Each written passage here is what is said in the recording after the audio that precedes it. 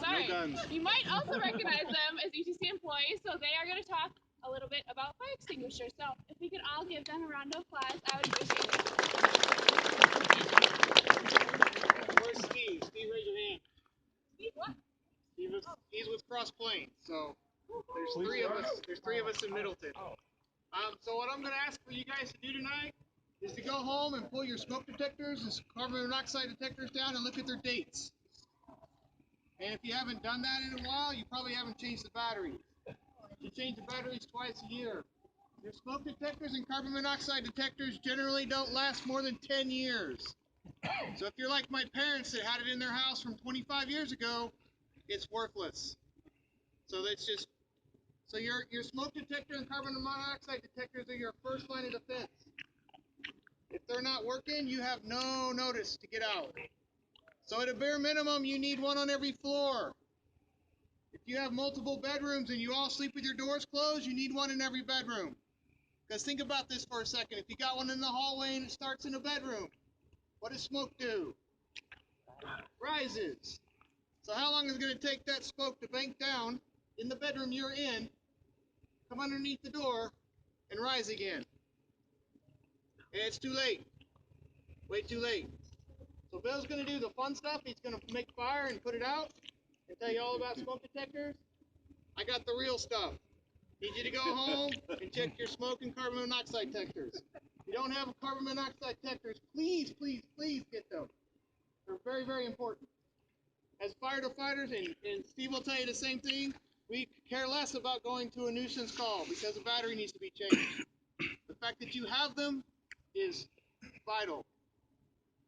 Okay, we're in the response business. We don't want to be in the recovery business. Okay, so thank you for your time. Bill, have some fun. Okay, we go over real quick. There's all different types and sizes of fire extinguishers. Okay, they all have similar parts. They all have the tank that holds whatever the extinguishing agent is. Okay, they have a handle to release the agent. They have a safety device to keep you from accidentally releasing the agent. And there's some kind of nozzle to help you direct the agent onto the fire. Okay? There's essentially 4 types of fire extinguishers. There's an A type. Okay, you don't have to remember all this. I have handouts for afterwards. It'll have all this on it. There's an A type. The symbol and color, okay, for an A type, which is your common combustibles, paper, wood, that type of thing, is a green triangle. Think of a tree, okay? Typically, that's this type of extinguisher. It's pressurized water, okay? You have a B type extinguisher. That's usually this, okay? It's a red square, okay? The red square, think of a gas can. These are your flammable liquids. It can be grease, it can be gas, oil, that type of thing. Typically, it's a dry chemical type of agent, okay? It's messy, but it works really well, okay? Going back to the water, sometimes you'll see a number in front of it, like 4A, okay? That means it's the equivalent of, or each A is the equivalent of 1¼ gallons of water. So 4A is the equivalent of 5 gallons of water. Okay? Same thing with a B or a BC. Okay? C is a blue circle. It's for electrical fires. Okay? Because everybody knows electricity is blue. Okay.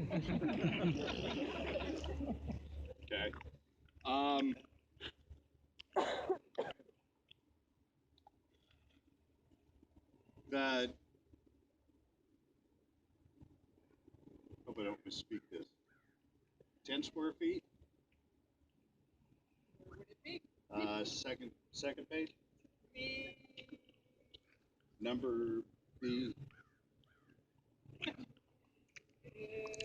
Or it might be on the first page.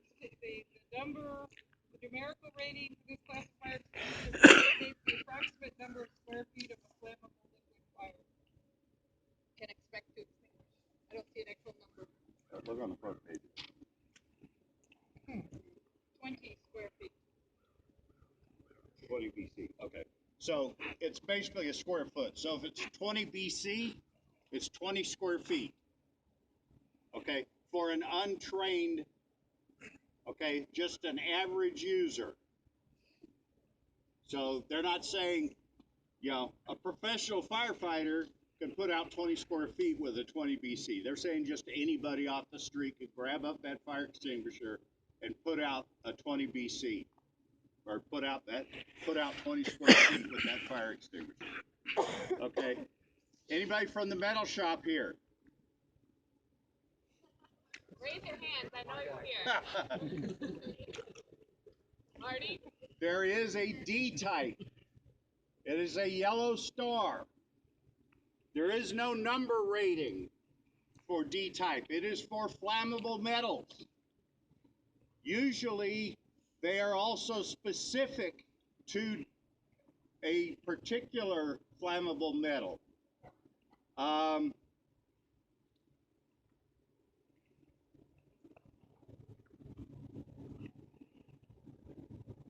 You absolutely do not want to put water on a flammable metal fire. It will react explosively because the flammable metal burns hot enough to separate the oxygen and the hydrogen in water. And we had a firefighter killed in St. Anna a couple of years ago. They had a dumpster fire outside a machine shop late at night, and they got there and they didn't know what was in the dumpster, so the first thing they did was put water in it. And the next thing they know, the dumpster exploded.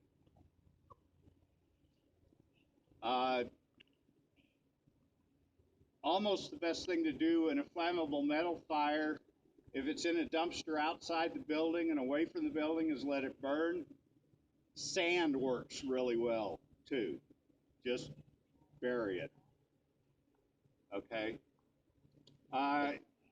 Anybody from the deli? Oh well. I have a special fire extinguisher for them. This is a K. It's for kitchen fire. It's made especially for kitchen type grease fires. It forms kind of like a soap film on top of the grease that's burning and more or less smothers it, but it's designed especially for kitchen fires. The real reason I brought it was these two fire extinguishers, your A-type water and your K, look a lot alike. You have to look at the labels. You can't just grab a fire extinguisher and take off after a fire. You have to know what's burning and then grab the correct fire extinguisher and call 911. Okay?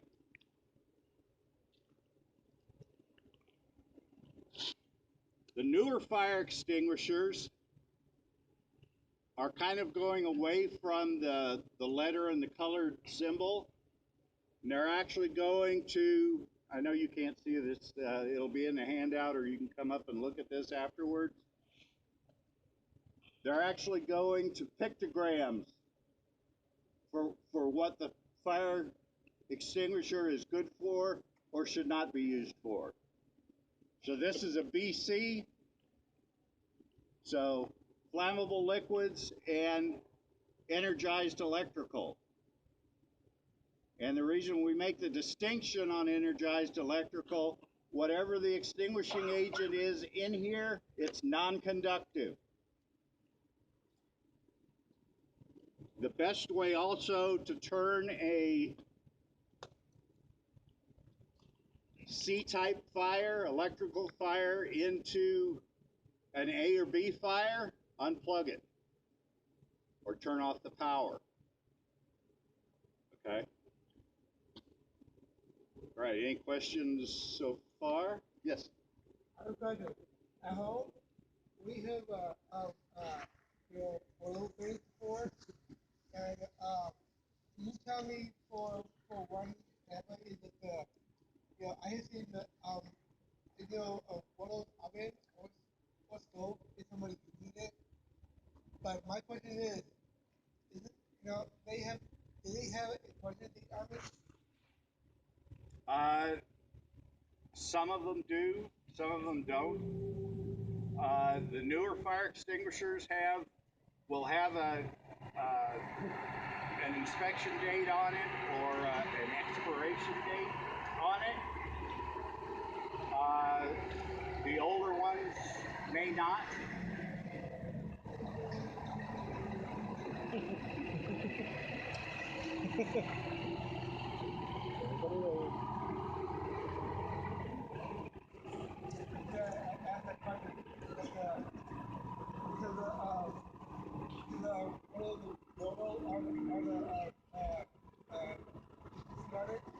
I can't find it. Yeah, they're usually good for. I mean, they will put something out up to like 10 years or so. They won't be as effective as when they were new, but they're better than nothing. But if they're like 10 years old, you're probably better off getting rid of them and getting new ones. I was going to walk for them. It depends on what size, and how big they are, what you're getting them for. If you're getting just strictly a kitchen type, or if you're getting a BC or Yeah, something like that. The bigger one. You